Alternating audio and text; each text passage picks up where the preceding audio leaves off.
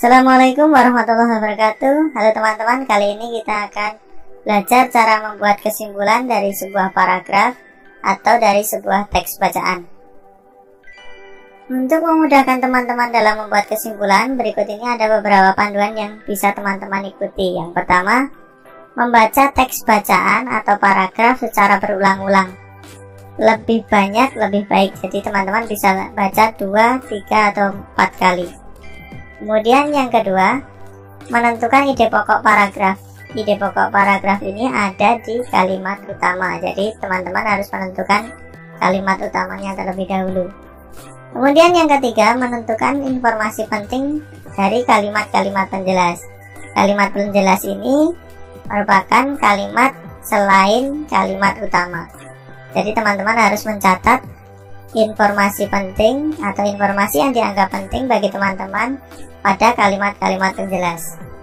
Kemudian yang terakhir, menyusun ide pokok dan informasi penting tersebut menjadi sebuah kesimpulan. Kita langsung saja pada contoh.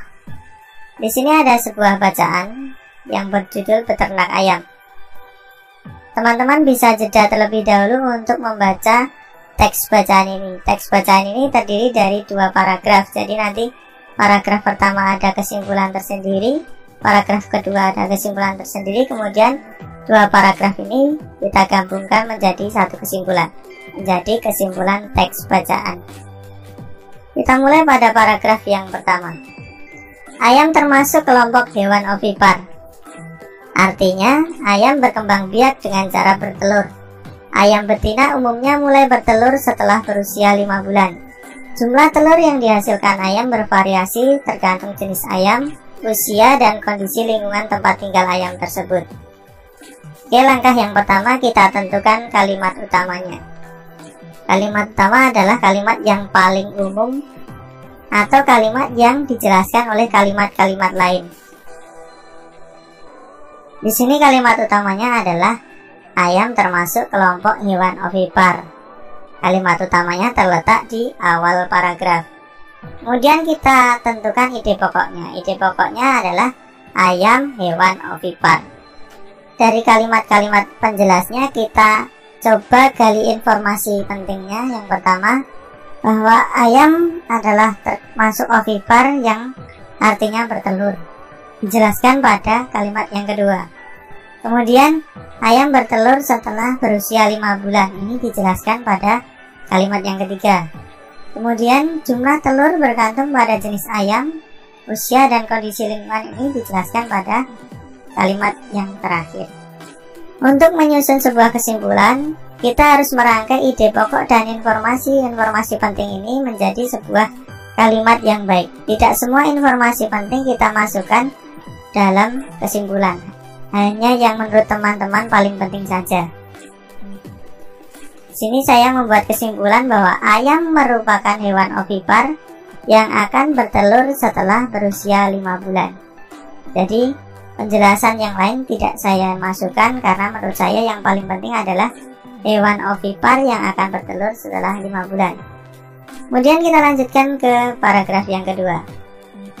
Ayam dibudidayakan untuk diambil dagingnya, telurnya maupun bulunya. Daging ayam cukup digemari karena rasanya yang lezat dan kandungan gizinya yang cukup tinggi. Telur ayam biasanya diolah menjadi telur dadar, martabak telur, telur pindang, dan berbagai jenis olahan lainnya. Selain daging dan telurnya, ayam juga dapat dimanfaatkan bulunya, yaitu sebagai bahan pembuat kemoceng dan kerajinan tangan. Dari paragraf kedua ini, kalimat yang paling umum berada di awal paragraf, yaitu ayam dibudidayakan untuk diambil dagingnya, telurnya, maupun bulunya. Kalimat ini sudah mewakili dari kalimat yang kedua sampai kalimat yang terakhir. Dari kalimat utama ini kita tentukan ide pokoknya. Ide pokok dari kalimat utama ini adalah ayam diambil daging, telur, dan bulunya. Kemudian informasi penting dari kalimat penjelas diantaranya daging ayam lezat dan bergizi ini dijelaskan pada kalimat yang kedua. Kemudian telur ayam dapat dijadikan berbagai olahan ini dijelaskan pada kalimat yang ketiga. Kemudian yang terakhir, bulu ayam juga dapat dijadikan kemoceng dan kerajinan tangan. Dari ide pokok dan informasi penting ini kita bisa menyusun sebuah kesimpulan paragraf kira-kira seperti ini. Ayam dapat dimanfaatkan dagingnya karena lezat dan bergizi. Telurnya dapat dijadikan berbagai olahan, dan bulunya dapat dijadikan kerajinan.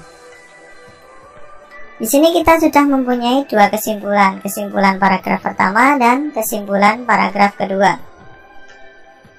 Dari dua kesimpulan ini kita bisa membuat kesimpulan teks bacaan tersebut.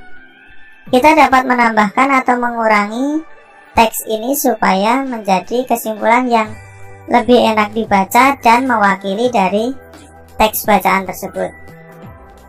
Kesimpulan teks bacaan, ayam merupakan hewan ovipar yang dapat dimanfaatkan dagingnya karena lezat dan bergizi, telurnya dijadikan berbagai olahan, dan bulunya dijadikan kerajinan. Jadi pada kesimpulan paragraf pertama, saya tidak memasukkan ayam yang bisa bertelur setelah berusia 5 bulan. Kemudian pada kesimpulan paragraf kedua, saya lebih ringkaskan lagi supaya lebih ringkas dan mewakili dari teks bacaan tersebut.